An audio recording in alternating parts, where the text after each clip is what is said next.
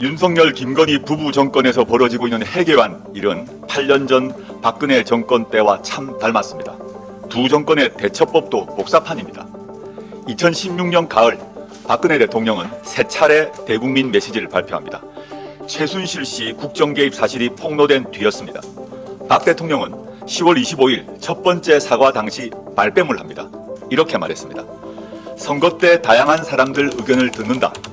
최순실 씨는 과거 어려움을 겪을 때 도와준 인연으로 대선 때 연설 홍보 등이 국민에게 어떻게 전달됐는지 의견이나 소감을 전달해주는 역할을 했다.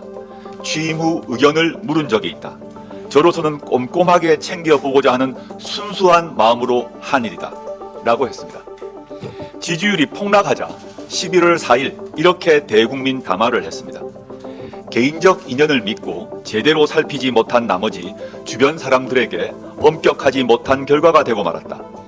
제가 사이비 종교에 빠졌다거나 청와대에서 구술했다는 이야기까지 나오는데 결코 사실이 아니다 라고 말했습니다.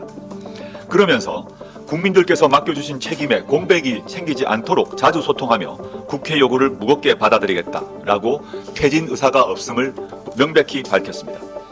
이상을 지난 7일 윤석열 대통령의 대국민 담화 기자회견과 비교해보면 어떻습니까? 기본 태도가 정말 유사하지 않습니까?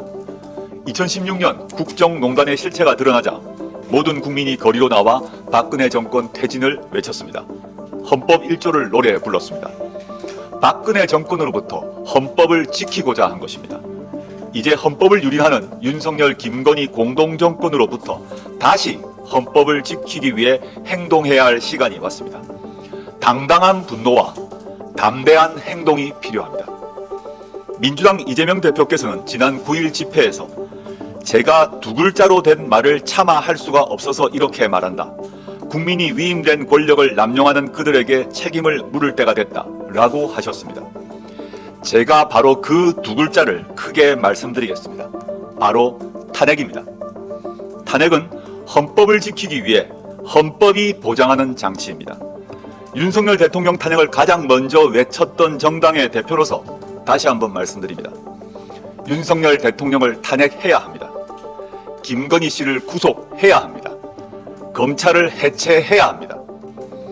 어떤 분들은 대통령 하야를 요구하고 누구는 퇴진을 말하고 또 임기 단축 개헌을 말씀하시는 분도 있습니다. 그 어느 것도 윤석열, 김건희 두 사람이 순순히 받아들일 리 없습니다. 그것을 모르는 사람은 아무도 없습니다. 또한 탄핵이나 개헌은 모두 국회 200석 동의가 필요합니다. 그렇기 때문에 지금 제일 중요한 것은 국민의 정당한 분노를 모으는 것입니다. 그 힘이 충분히 모여야 탄핵도 개헌도 가능합니다. 조국혁신당은 대통령 탄핵을 위해 우선 노력하되 개헌, 퇴진, 하야 등의 가능성에 모두 문을 열어둘 것입니다. 모든 정당, 모든 언론, 그리고 시민사회에게 정중히 묻습니다. 윤석열, 김건희 공동정권에게 개선 가능성이 있습니까? 윤석열, 김건희 공동정권이 2년 반 더 지속되도록 놔둘 것입니까? 그렇지 않다면 어떤 방식이 조금이라도 빨리 퇴진시킬 수 있는 방식입니까? 아까 박근혜 대통령이 세 차례 대국민 메시지를 냈다고 했습니다. 2016년 11월 29일 담화문은 이랬습니다. 대통령직 임기 단축을 포함한 진퇴 문제를 국회 결정에 맡기겠습니다.